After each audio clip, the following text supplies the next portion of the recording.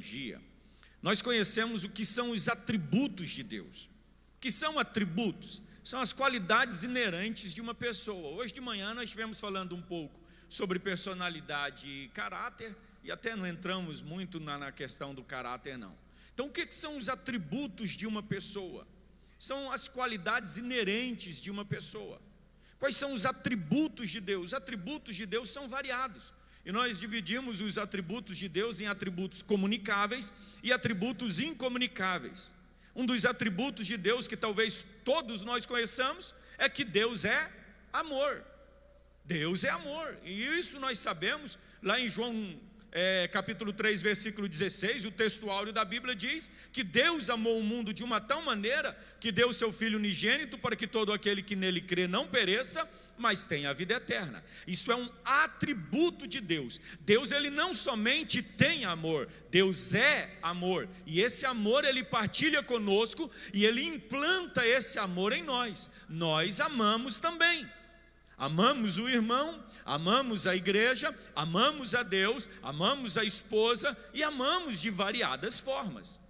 Quando nós falamos de atributos comunicáveis de Deus, nós também falamos que o nosso Deus ele é longânimo. O que vem a ser um Deus longânimo? A Bíblia diz que Deus ele é tardio em irar-se.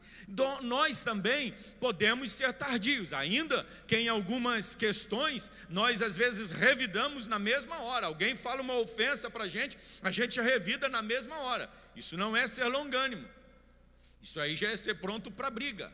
Isso são atributos comunicáveis de Deus. Mas dos atributos incomunicáveis de Deus, os que mais nós conhecemos é a onipotência, onipresença e a onisciência de Deus. Mas tem também um atributo de Deus que é eternidade. Deus ele é eterno. Pastor, nós seremos eternos? Não, nós seremos imortais. Há uma diferença entre um ser eterno e um ser imortal. Nós seremos imortais por quê? Porque tivemos um princípio. Tudo que vemos no mundo tem um princípio e um fim. Este culto teve um princípio, ele vai ter um fim também. Apesar de estar muito gostoso aqui, eu ainda deixei 2 filhos em Acreúna e eles estão esperando eu chegar. Antes de vir para a igreja, eu já estava pronto, liguei para o meu menino mais novo, perguntei como é que está pronto para ir para a igreja, meu filho? Estou pronto, pai. Que hora que o senhor chega?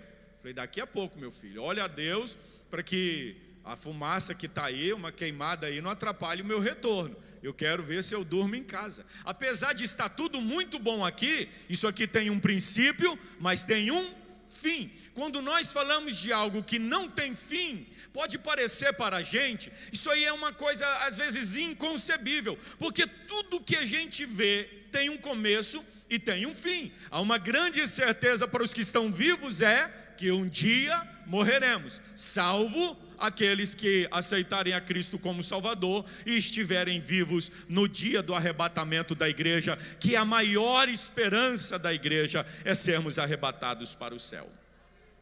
Deus não é imortal, Deus ele é eterno. Por quê? Porque Deus ele não teve princípio e também não terá fim. Eu quando era mais novo comecei a pensar, como é que era Deus antes de tudo? Aí comecei a pensar, como é que era Deus antes de ele fundar o mundo? Quase que eu fiquei louco.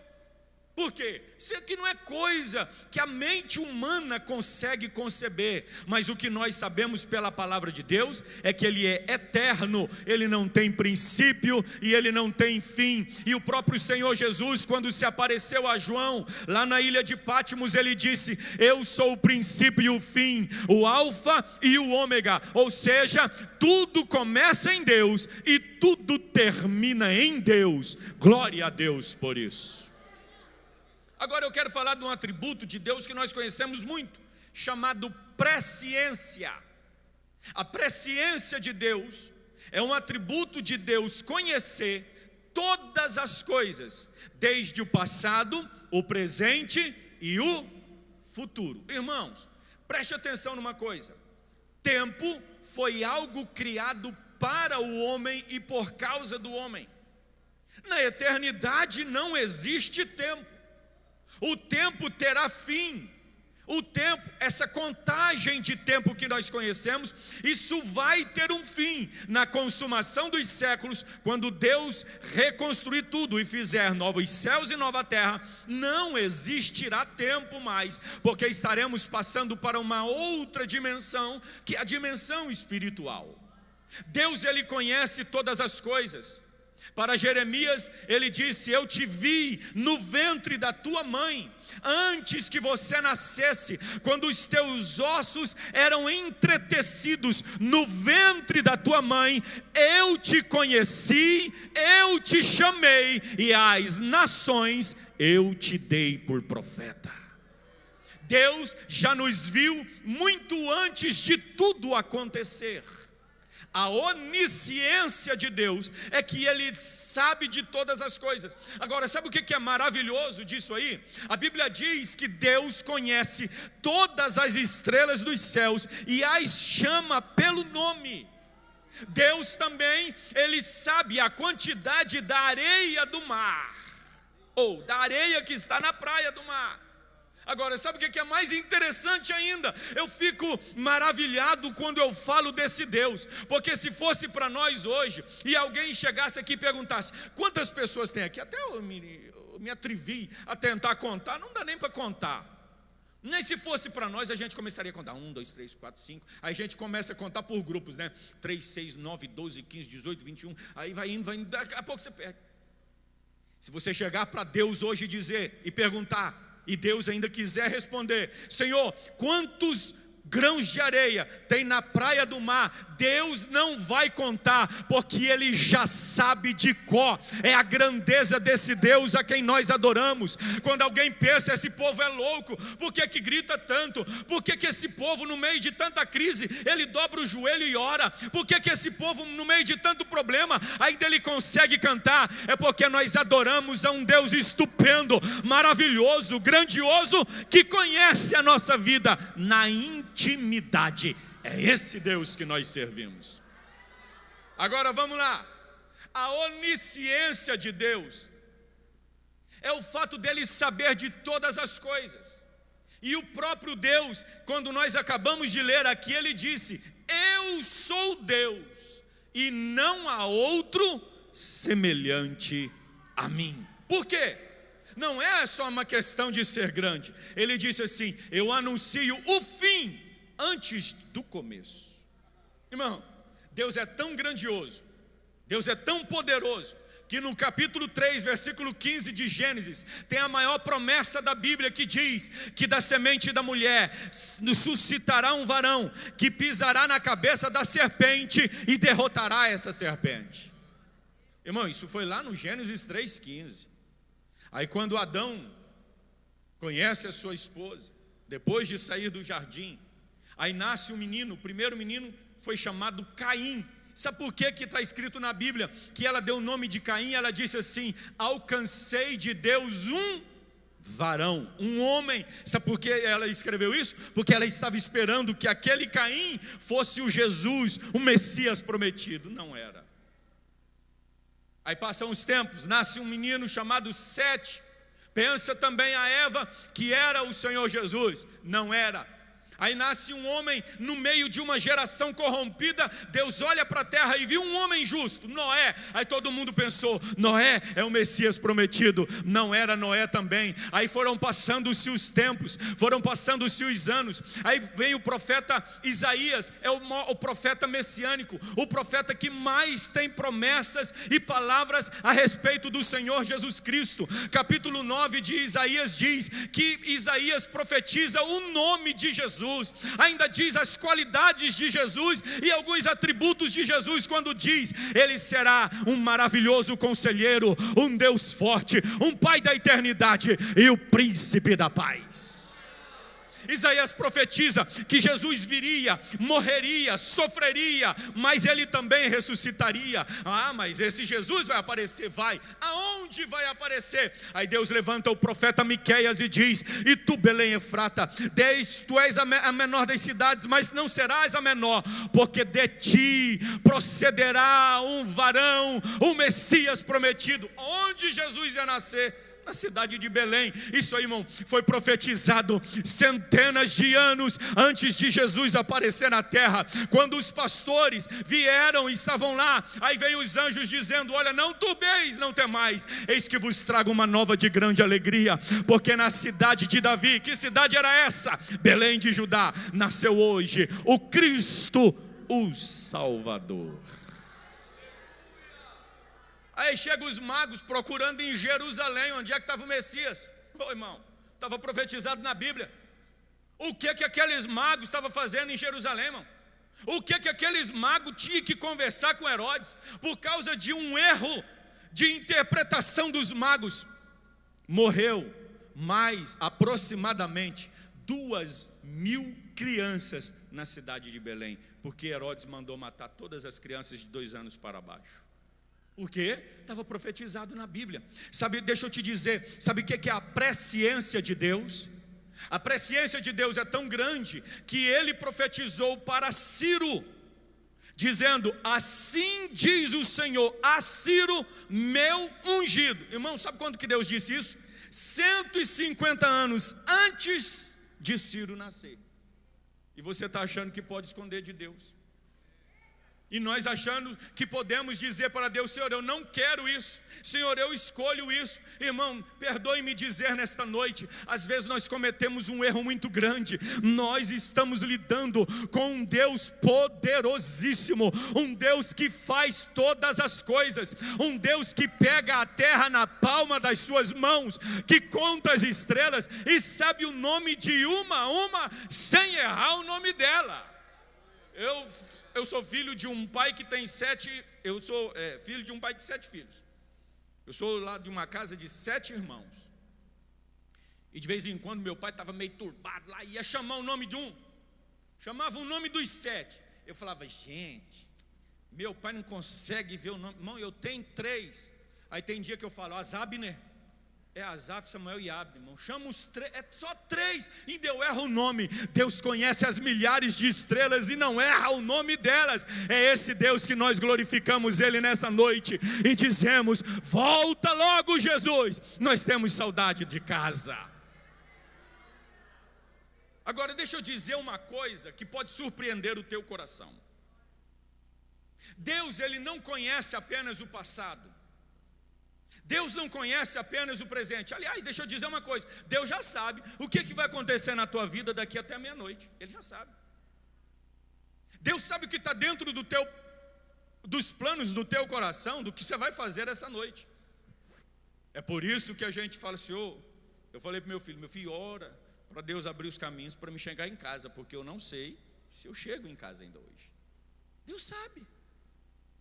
Agora, mais surpreendente de tudo isso, dentro da onisciência de Deus, tem a presciência de Deus. Agora, a presciência de Deus não é somente Ele saber as coisas antes de acontecer. Ele disse assim: porque eu anuncio o fim desde o princípio. Quando anunciou esse culto, Deus já sabia do final dele, o que aconteceria no final deste culto, porque Ele é Deus. Agora, o que é que surpreende o nosso coração? É Deus conhecer as possibilidades que existem. Eu vou contar por experiência minha, com todo respeito, está ali a minha esposa. Eu me casei com 28 anos, conheci minha esposa dentro de um seminário. Mas eu namorei algumas outras moças quando eu era jovem, nasci na igreja. Namorei uma outra filha de pastor. Eu tenho uma sina para namorar filha de pastor. Minha esposa é filha de pastor. Alguém conhece aí? É o pastor Vilarim. Aí, vamos supor que se eu não casasse com aquela mulher, e há alguns anos atrás, antes disso, eu tivesse casado com aquela outra mulher, como seria a minha vida? Eu não sei.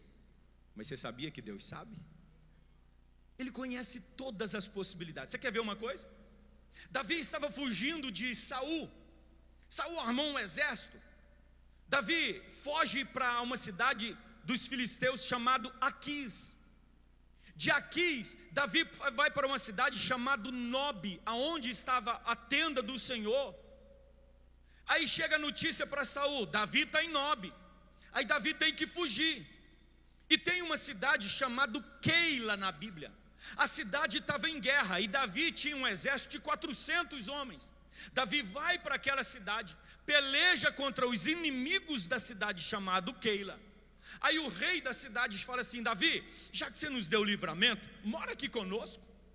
Você já fez bem para nós, deixa nós fazer um bem para você, habite conosco. O que ele estava falando? Um homem valoroso desse, vamos trazer para perto aqui. Aí Davi ficou lá. Chega a notícia para Saul, lá no reino de Israel, dizendo: Davi está na cidade de Keila. E a cidade de Keila, querido, deixa eu te dizer, era uma cidade murada, fortificada. Se fechasse os muros, seria muito difícil o rei Saul entrar na cidade. Só que Davi era um homem temente a Deus. A Bíblia diz que Davi era um homem segundo o coração de Deus. Chega a notícia para Davi dizendo: Davi, vem Saul com a faca nos dentes, armado ele mais 400 homens para te prender. Irmão, o que Davi faz? O que todo crente quando está em apuro faz. Irmão, o que todo crente quando está em apuro faz? Dobra o joelho e vai orar. Davi dobrou o joelho e foi falar com Deus. Falou: Senhor, eu estou numa cidade murada. Se esse povo fechar as portas aqui, Saul não entra aqui. Mas eu quero saber de ti, que conhece todas as coisas. Me diz uma coisa, Deus: esse povo vai me entregar para Saul? Ou seja, ele vai me prender e vai me entregar de bandeja para Saul? Sabe qual foi a resposta de Deus para Davi? Vai. O homem que teme a Deus, a Bíblia diz lá no livro de Provérbios, que o avisado vê o mal e se esconde. Mas os simples, quem é o simples, irmão? Simples ali é porque a Bíblia é muito educada. A Bíblia tem uma linguagem muito acadêmica e muito educada. Simples ali é o tolo. Mas os simples passam e sofrem a pena. Irmão, você já viu aqueles meninos, adolescente, turrão, rebelde? Aí você diz: menino, não sobe não que você vai cair. Irmão, a gente mal fecha a boca e cai no chão. Menino, desce dessa mangueira, aí você vai escorregar. Vai né, mamãe, cai no chão. Os simples passam e sofrem a pena. Mas o avisado, o prudente, vê o mal e se esconde. Aí o que Davi fez? De noite ele pega o seu exército e foge. Quando Saul chega, não pega Davi. Agora deixa eu te dizer uma coisa. Pastor, isso aqui é uma possibilidade? É. Mas a Bíblia diz que ele perguntou para Deus, que conhece os tempos e as estações. Deus disse para Davi: esse povo vai te entregar, Davi. Esse povo vai te trair, Davi. Pega a fuga, porque esse povo, apesar de você ter livrado ele, ele vai te entregar. Davi fugiu. Agora eu pergunto para os irmãos: Keila iria entregar Davi? Iria, porque a boca de Deus quem diz. Irmão, Deus conhece todas as possibilidades. Jesus estava sobre a terra, foi para as partes de Betsaida e começou a fazer milagres naquela cidade. Preste atenção nisso aqui, irmão, e o povo era incrédulo. Jesus começou a fazer milagres, paralíticos começaram a andar, cegos começaram a ver, mudos começaram a falar, endemoniados começaram a ser libertos, e o povo não se converteu. Aí Jesus vem e diz: ai de ti, Betsaida, Tiro e Sidom, porque se em Sodoma e Gomorra, irmão, nós sabemos a história de Sodoma e Gomorra, uma das cidades mais promíscuas da época.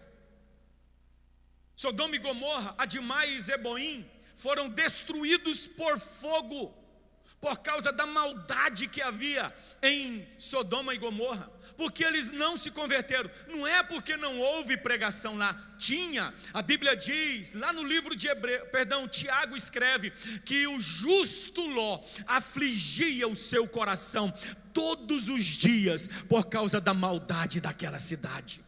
Quando o anjo veio, foi Ló quem pregou para os seus genros, que estavam prometidos para as suas filhas. Foi Ló quem pregou para todos os seus vizinhos, dizendo: olha, essa cidade vai ser destruída. Eles riram dele e pereceu a cidade.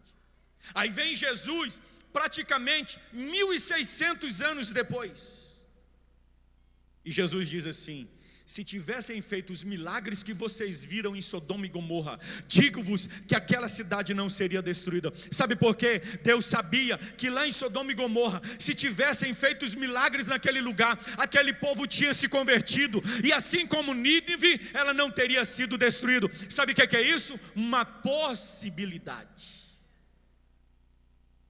Pastor, o que isso tem a ver com a minha vida?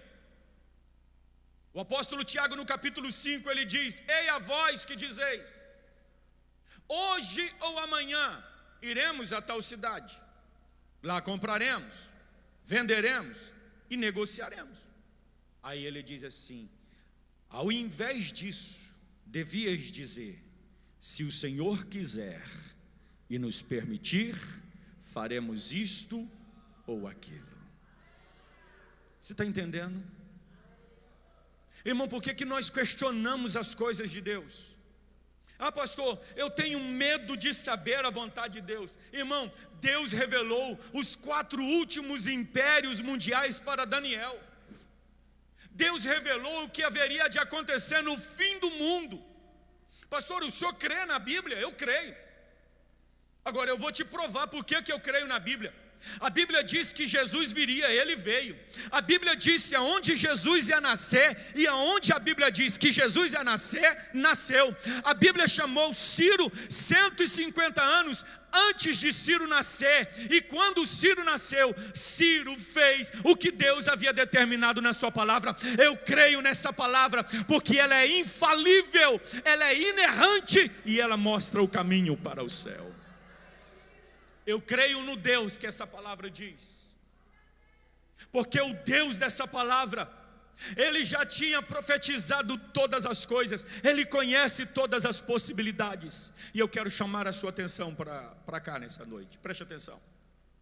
Tem gente que ele diz: pastor, eu tenho medo de conhecer a vontade de Deus.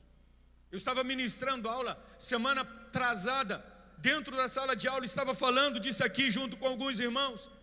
Aí eu perguntei: quem aqui já teve medo de dizer: Senhor, dirige o meu caminho, nas tuas mãos eu entrego a minha vida, faz de mim o que o Senhor quiser? Aí o irmão falou: pastor, eu tenho medo. Eu falei: meu filho, por que você tem medo? Ele falou: ah, pastor, vai que Deus me chama para ser missionário lá na tribo africana que come gente. Eu falei: meu filho, se Deus te mandou ir, Ele vai te proteger lá. Ah, pastor, mas eu tenho medo da vontade de Deus. Ah, então deixa eu te dizer uma coisa. Jeremias capítulo 29, versículo 11 diz assim: porque eu, o Senhor, sei os pensamentos que tenho sobre vós, pensamentos de paz e não de mal, para vos dar o fim que desejais. O que Deus tem para a tua vida é bênção, é saúde, é prosperidade, é vida eterna em Cristo Jesus. Você pode glorificar a Deus por isso? Salomão, antes de nascer, Deus já tinha dito para Davi: o teu filho vai edificar um templo para o Senhor. Surgiu o templo de Salomão, uma das obras mais belas da terra que nós não tivemos o privilégio de conhecer. Deus conhece todas as coisas. Deus conhece o teu futuro. Deus sabe quem estará vivo até o final do ano. Deus conhece todas as coisas. Jovem, preste atenção nisso. Deus conhece o que está dentro do teu coração. Quando muitas vezes você dobra o joelho e diz: Senhor, eu estou te orando por uma porta de emprego. Aí vem Deus e diz: meu filho, vai abrir uma porta, mas não é minha, não entre por ela. Aí ele diz assim: Senhor, por que o Senhor está dizendo para mim não entrar? A porta de emprego é boa, porque lá no livro de Provérbios, por 3 vezes Salomão disse que há caminhos que ao homem parece direito, mas o final são caminhos de morte. É Deus quem guarda o nosso caminho, e é Deus quem dirige a nossa vida. Por que você não entrega a sua vida ao controle do Senhor Jesus? Por que você tem medo de aceitar Jesus como Salvador e deixar Deus guiar a tua vida? Pode parecer que hoje Deus está querendo o teu mal, pode parecer que Deus está te levando por um caminho de tristeza, por um caminho de angústia, mas deixa eu te dizer, o que Deus planejou para a tua vida é o final de tudo, você herdar o céu e glorificar o nome do Senhor Jesus Cristo. Deus sabe todas as coisas. E eu faço essa pergunta: quantas vezes você consultou a Deus para comprar uma casa? Quantas vezes você consultou a Deus sobre aquele namorado ou aquela namorada? Deus não arranja casamento, mas Deus mostra o futuro. Talvez você se agrade daquilo ou daquela. Talvez você se agrade de um ou de outro, mas Deus vê lá dentro do coração o que nós não conhecemos. Deus conhece e Ele está dizendo: entrega o teu caminho ao Senhor, confia nele e Ele tudo fará. Vem Salomão e disse assim: confia no Senhor de todo o teu coração. Não te apoies no teu entendimento, reconhece-o em todos os seus caminhos. Deus conhece tudo, Deus tem livramento para a tua vida. Israel estava fazendo guerra contra a Síria, aí vinha a Síria e preparava uma cilada aqui. Aí Deus levantava o profeta Eliseu e dizia: Eliseu, vai lá e avisa para o rei para não ir por esse caminho, porque tem uma armadilha. Aí vinha Eliseu, contava para o rei mudava a trajetória. Aí a Síria planejava outra coisa, vinha Deus, revelava para Eliseu, Eliseu contava para o rei, e o rei temia a Deus, mudava tudo. Aí um dia o rei da Síria deu um grito, reuniu o exército e falou: quero saber quem é o traidor que está aqui no meio, porque tudo que eu falo aqui, o rei de Israel está sabendo. Aí um soldadozinho levantou e falou: não, rei, fica tranquilo, não tem nenhum traidor aqui no meio não, é porque lá em Israel, oh glória, tem um profeta do Senhor, que Deus revela para ele todo o plano que você está fazendo, rei. Tem gente que está preparando a armadilha para você, mas Deus está mostrando: não vá por esse caminho, porque eu tenho livramento para a tua vida. Não vá por ali, porque eu quero te abençoar. Ano de 1995, terminei o 2º grau. A maior vontade que eu tinha era de fazer uma faculdade. Presto um vestibular. Aí falo para o meu pai, por causa de uma palavra que ele disse quando eu era criancinha. Eu falei: pai, eu quero ser economista. Pastor, eu não fiz faculdade, mas eu sou economista até hoje. Que eu diga minha esposa. Eu queria fazer uma faculdade de economia, porque o meu sonho era ser ministro da economia. Já pensou? Está achando que eu sonhava pequeno, irmão? Eu sonhava, o trem era grande logo. Prestei um vestibular. Aí Deus falou: meu filho, eu vou te mostrar o que eu quero para a tua vida. Prestei um vestibular e Deus permitiu eu passar em primeiro lugar. Aí eu falei: é de Deus. Irmão, nem tudo que dá certo é certo. Deu certo para mim, mas não estava dentro do plano do que Deus queria para a minha vida. Fiz faculdade 1 ano e meio, Deus fez eu trancar a faculdade. 1 ano e meio depois, eu entrava dentro de um seminário para estudar teologia, porque eu queria sair de lá, não ministro da economia, mas ministro da palavra de Deus. Bem sei o pensamento que eu tenho sobre vós, pensamentos de paz e não de mal, para vos dar o fim que desejais. Eu te convido a ficar em pé em nome de Jesus.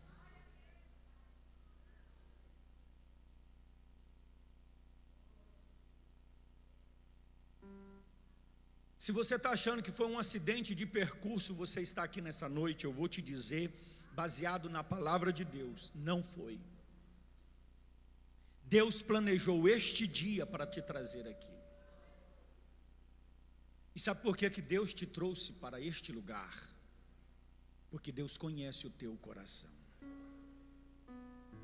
Tem gente que já planejou na sua vida dizendo assim: eu não vou mais na igreja, eu não aguento ser crente, eu não aguento mais passar as lutas que eu passo, eu choro, parece que Deus não vê, eu clamo, parece que Ele não ouve.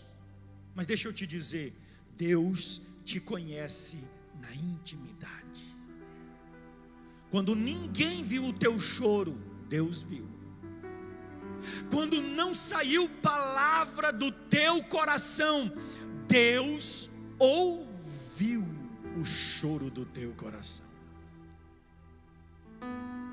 E há planos no teu coração que Deus está dizendo: não é o que eu planejei para você,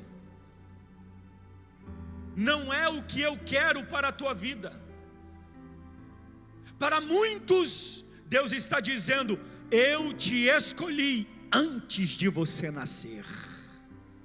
Eu tenho um ministério para a tua vida, eu tenho um casamento de bênção para você. Basta você entregar a sua vida nas minhas mãos. Deixa eu te conduzir, eu sei como fazer. Tem muitas pessoas aqui que não são crentes, estão perguntando: pastor, como é que eu faço para Deus revelar a vontade dEle para a minha vida? Aceita Jesus como Salvador. Eu era pastor em Paraúna. Olha como é que Deus dirige caminhos. Perdão, volta um pouquinho. Eu era pastor em Arantina. Estava dirigindo o culto. Chamei uma irmã para vir cantar. Quando ela pegou no microfone para cantar, ela falou: pastor, Deus me mandou te entregar uma palavra. Pronto. Aí eu pensei no meu coração: lá vem uma profetada. Ela olhou para mim e disse assim: Deus mandou, pastor, eu te dizer: aonde eu te mandar ir, tu irás, e a palavra que eu mandar falar, tu falarás. Amém? Eu falei: amém. Entendi nada. Fui para casa com aquela palavra. Falei: meu Deus, profecia é isso? A irmã leu a Bíblia, está lá em Jeremias capítulo 1. Aí Deus falou: meu filho, aquieta o coração. 15 dias depois, há uma reunião em Acreúna. Aí o pastor diz assim: pastor Deil, tu vai sair de Arantina e vai para Paraúna. Aí eu falei: Deus já havia me dito 15 dias atrás que aonde Ele me mandasse era para eu ir. Estava em Paraúna dirigindo o culto. Na verdade estava um outro presbítero dirigindo, porque eu iria pregar. E tinha um presbítero, um velhinho sentado do meu lado. Ele põe a mão no meu ombro e olha para mim e diz: eu não tinha nem um ano de Paraúna. Falou assim: você vai ficar pouco tempo aqui, você vai para a sua sede tomar conta da área do ensino e depois vai para a conversão. Pastor, isso tem mais ou menos 18 anos. Eu olhei para o irmão e falei assim: profeta de olho aberto? Irmão, com Deus é tudo do jeito que a gente não pensa. Teve outro ano, eu sonhei e Deus me mostrou o que estava dentro do coração do pastor, e eu não sabia. Quando eu chego em Acreúna, o pastor de Marci falou assim: meu filho, vem para cá, porque eu preciso de um professor de teologia. Quando ele falou isso para mim, ele falou assim: você aceita? Eu dentro do meu coração, eu estava dizendo: Deus tem 3 anos que falou isso para mim. Aí eu falei: eu não vou dar uma de... Falei: pastor, eu vou orar. Irmão, Deus já tinha respondido. Eu só não queria ser muito apressado. Quando Deus quer fazer, Ele vai fazer na minha e na tua vida. Deus já sabia há séculos atrás que eu estaria aqui e estaria falando contigo, porque Ele tem um grande projeto para a tua vida: salvação de almas, edificação de vidas e glorificação do nome do Senhor. E a primeira pergunta que eu quero te fazer: quem quer aceitar Jesus como Salvador? Você quer entregar a sua vida para o Senhor hoje? Você quer deixar Deus tomar conta da tua vida? Eu vou usar o português brasileiro. Quanta cabeçada você já deu? Quanto murro em ponta de faca você já deu? Quantos projetos fracassados? Porque você nunca consultou a Deus. Mas Deus quer guiar o teu caminho. Deus quer iluminar o teu caminho e dizer para você: eu mostro para você onde você vai. O inimigo não vai tocar na tua vida. O teu inimigo não te matará, porque eu estarei te guardando. Eu te protegerei. Colocarei sobre você a minha palavra quando diz: 1000 cairão do teu lado, 10.000 à tua direita. Tu não serás atingido, mas entrega o teu caminho nas minhas mãos. Quem quer aceitar Jesus como Salvador hoje? Deixa Deus guiar a tua vida. Deixa Deus guiar a tua vida. Deixa Deus guiar a tua família. Deixa Deus guiar o teu projeto. Você nunca experimentou o que é um projeto certeiro? Quando Deus tomar o controle da tua vida, você vai entender que é isso. Você pode estar se perguntando: pastor, não tem como Deus dirigir o meu caminho e eu continuar do jeito que eu estou? Não. Deixa eu te dizer uma coisa: Deus, Jesus, só é Salvador de quem o aceita como Senhor. Você quer entregar a tua vida para o Senhor Jesus? Só dá um sinal que eu quero orar por você. Deus quer salvar você. Deus quer salvar a tua família.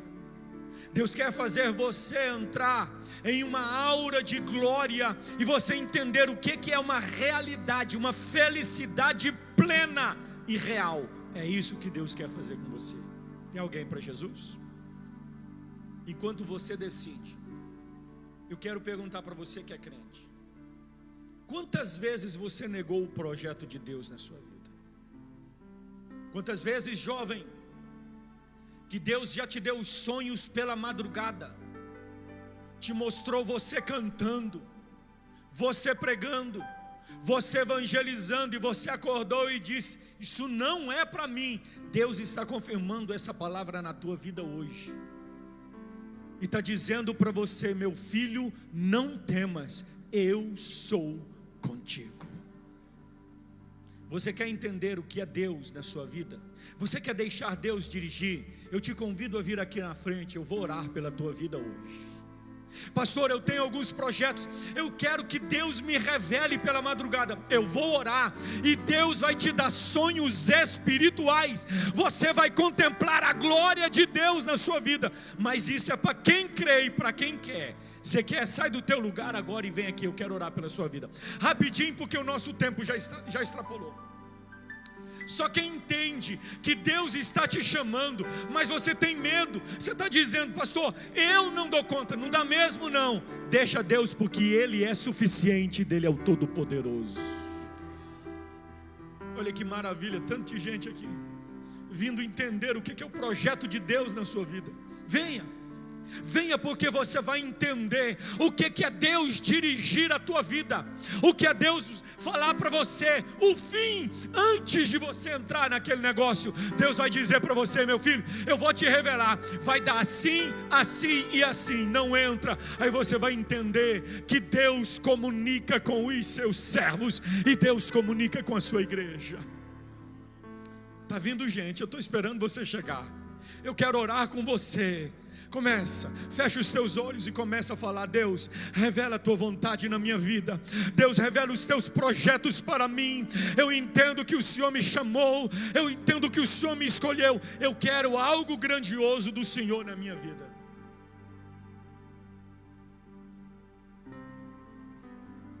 Aleluia. Deus tem algo grande para fazer hoje aqui. Quem é candidato? Vem aqui, eu quero orar pela sua vida hoje. Os que são candidatos, dá um passo à frente aqui. Nós queremos orar por você. Você não está aceitando Jesus como Salvador não, fica tranquilo. Mas se você quiser aceitar, é a alegria dessa igreja. Quem é empresário aí? Eu quero orar pelos empresários, comerciantes. Dá um passo à frente aqui. Tem gente que está dizendo: pastor, eu entrei naquele projeto, é um barco furado, é um saco furado. Deus vai te dar direção hoje. Sabe por que eu estou falando isso? pela direção do homem de Deus, o pastor dessa igreja. Vem, dá um passo aqui na frente, eu quero orar por você. O pastor e os obreiros vão orar aí, o pastor conhece vocês. Vem os empresários e comerciantes. Deus, escute o que eu estou dizendo, está abrindo uma porta de prosperidade para essa igreja. Algo que vocês nunca conheceram. Deus vai levantar empresários, Deus vai levantar comerciantes, homens prósperos, vai abençoar essa igreja. E um dia você vai se lembrar, pode até esquecer o meu nome, mas você vai dizer: um dia Deus disse nessa casa que Ele estava abrindo uma porta de prosperidade.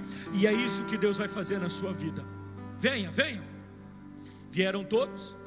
Você quer receber essa bênção? Você quer receber essa bênção? Pastor, eu estou perdendo a oportunidade. Tá, se você ficar aí, está perdendo. Quer ser próspero e abençoado? Venha. Está sendo liberado aqui pela palavra pastoral uma bênção sobre a tua casa e sobre a tua família. Você não entendeu? Está sendo liberado pela palavra pastoral uma bênção sobre a tua casa e sobre a tua família. O inimigo não vai se irandar com a tua casa. Deixa eu te dizer o que Deus pôs no meu coração aqui agora.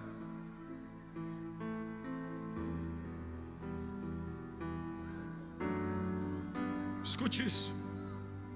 Eu sinto a presença de Deus nesse lugar. Querido, escute isso. A oração que você fez pelo teu filho, Deus está respondendo hoje. O inimigo não vai se irandar na tua casa. Os teus filhos são herança do Senhor, herança de Deus para essa igreja. Fecha os teus olhos, Senhor. Está aqui a tua igreja diante do teu altar.